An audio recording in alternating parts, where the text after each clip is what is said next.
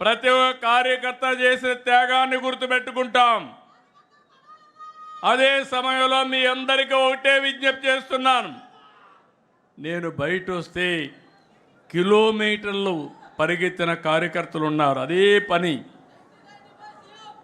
ఓసారి ఎన్నో ఇబ్బందులు క్రియేట్ చేసిన, ఇండ్లల్లో ఉండడానికి వీలు లేకపోయినా పార్టీ కోసం పనిచేశారు. ఎన్నో కేసులు పెట్టారు.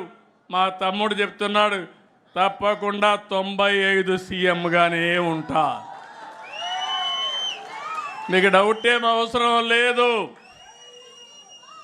మంచికి మంచిగా ఉంటా. ఎవడైనా చెడు చేసి తప్పించుకోవాలంటే తాట తీస్తా. దాంట్లో సందేహం లేదు.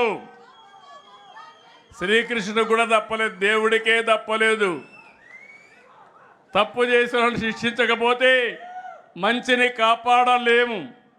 కానీ ఇక్కడ మీరు గుర్తుపెట్టుకోవాల్సింది, శిక్షించేటప్పుడు కూడా ఎవరైతే తప్పులు చేశారో నిజమైనటువంటి వ్యక్తుల్ని శిక్షిస్తే ప్రజలు కూడా అప్రిషియేట్ చేస్తారు. కానీ మనం చేసేది రాజకీయ కక్షల కోసం పోతే మాత్రం ఎవరు విశ్వసించరని చెప్పి నేను మీకు తెలియజేస్తున్నా.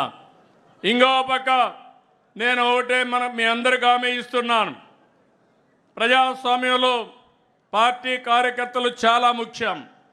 జెండా మోసేది మీరు, ప్రజల్లో చైతన్యం తీసుకొచ్చేది మీరు, ప్రభుత్వం యొక్క సందేశాన్ని ప్రజల్లోకి తీసుకుపోయి ఎక్కడికక్కడ ప్రజల్లో ప్రభుత్వం పట్ల పాజిటివ్గా క్రియేట్ చేసేది మీరే. అందుకే నాకు ఎప్పుడూ జ్ఞాపకం, తెలుగుదేశం పార్టీ కార్యకర్తలుగానే హుషారుగా ఉంటే తెలుగుదేశం పార్టీకి ఓటమే లేదు.